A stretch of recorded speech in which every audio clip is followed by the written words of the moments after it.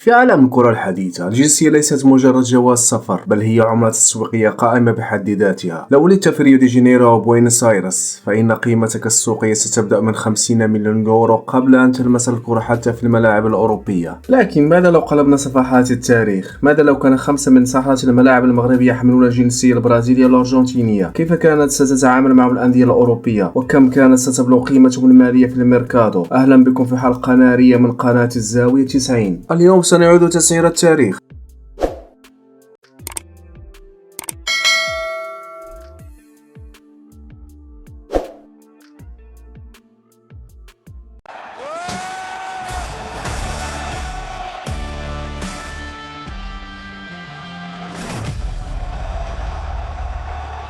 نبدأ بالساحر الأكثر جدل في العصر الحديث، عادل تعراب. لاعب يمتلك موهبة فطرية تجعله يتلاعب بعتا مدافعي العالم كأنهم هواة في شوارع لندن. في الواقع تعراب بدأ مسيرته في لانس الفرنسي قبل أن يلتفت إليه توتنهام الإنجليزي، ومنه انتقل كوين بارك رينجرز حيث فجر بركان من المتعة، ليمر بعد عبر محطات تاريخية مع عمالقة بحجم فولهام وميلان الإيطالي وبنفيكا البرتغالي وصولا للجنوة الإيطالي والنصر الإماراتي. طوال هذه المرحلة بين كبار القارة انتقل تعراب بمبالغ بسيطة، وأقصى قيمة سوقية وصل إليها لم تتجاوز 10 ملايين يورو بسبب تهميش الصحافة الإنجليزية لمزاجيته وإطلاق حكم مسبق على عقلية الشمال إفريقيا. لكن ماذا لو كان اسمه عادل تعرابينتو ويحمل قميص السيليساو؟ بموهبته التي تفوق نيمار في المراوغات الفردية وبنيته الجسدية القوية، كانت الأندية الأوروبية ستتصار عليه كظاهرة أوروبية لا تتكرر، وكانت الصحافة تقارنه برونالدينيو. لو كانت تعراب برازيليا انتقل من توتنهام إلى ريال مدريد أو باريس سان جيرمان بصفقة لن تقل عن 120 مليون يورو، ولا صبرت عليه الإدارات لسنوات مثل ما صبرت على غيره من نجوم السامبا.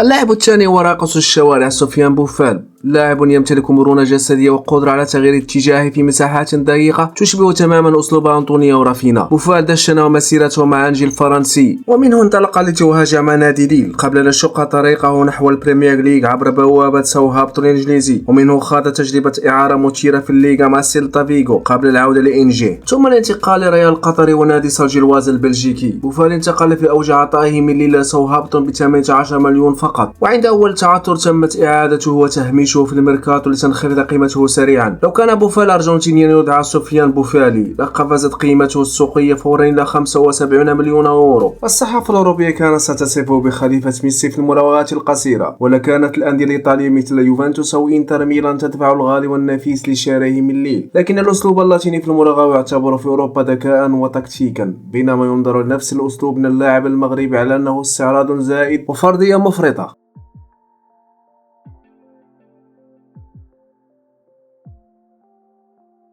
نأتي الآن إلى المايسترو المهندس حكيم زياش. انطلقت رحلة زياش من هاربين وتوانتي الهولنديين قبل أن يصنع الأمجاد التاريخية وزلزال أوروبا مع نادي أياكس أمستردام، لينتقل بعد إلى تشيلسي الإنجليزي حيث توج بدوري أبطال أوروبا، ومنه حط الرحالة مع نادي غالاتا سراي التركي. عندما قاد زياش أياكس نصف نهائي دوري أبطال أوروبا عام 2019 بيع إلى تشيلسي بمبلغ 40 مليون يورو فقط، نعم 40 مليون لواحد من أفضل صناع اللعبة في العالم، في حين بيع لاعبون أوروبيون ولاتينيون من نفس جيله بأكثر من 85 مليونا. وفي لندن سجن زياش في دور البديل السوبر وقلل من قيمته حتى غادر مرغما. تخيل لو كان زياش أرجنتينيا بلمسته اليسارية الساحرة وتمريراته القاتلة منذ أيام في أياكس، لكانت الصحافة شبهته بأنخيل دي ماريا أو بابلو ديبالا، ولكانت قيمته السوقية في الميركاتو تتجاوز 90 مليون يورو دون نقاش، ولو حظي بمكانة أساسية مطلقة تضمن الحماية والتقدير داخل أسوار البريمير ليج.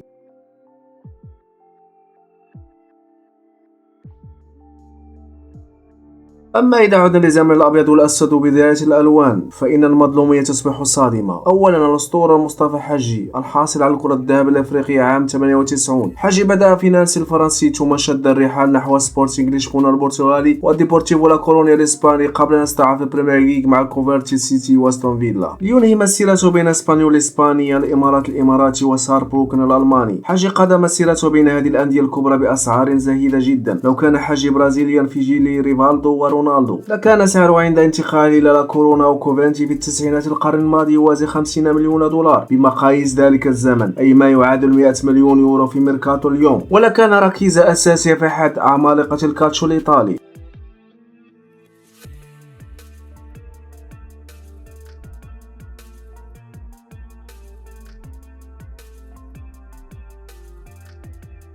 وثانيا الظاهرة أحمد البهجة، كتلة الجنون والجرأة الإعجازية في الملعب. البهجة انطلق من الكوكب المراكشي وخاض تجربة سريعة مع الهلال السعودي، ثم مر عبر الاتحاد القطري قبل أن يصنع التاريخ الأسطوري مع الاتحاد السعودي، ويلعب بعدها للنصر السعودي، طنجة والمغرب الفاسي، وصولا للنصر الإماراتي والغراف القطري. في زمنه انتقل للملاعب الخليجية بصفقات متواضعة رياضيا وماليا مقارنة بموهبته. لو ولد أحمد البهجة في ضواحي بوينس آيرس وجاء للمونديال بهوية أرجنتينية لا صار اسمه خارق، ولكنت قيمته السوق اليوم عند انتقاله من الكوكب المراكشي تحطم الحاجز ل 110 ملايين يورو، ولكان ينتقل بين برشلونة وميلان كقائد لخط الهجوم.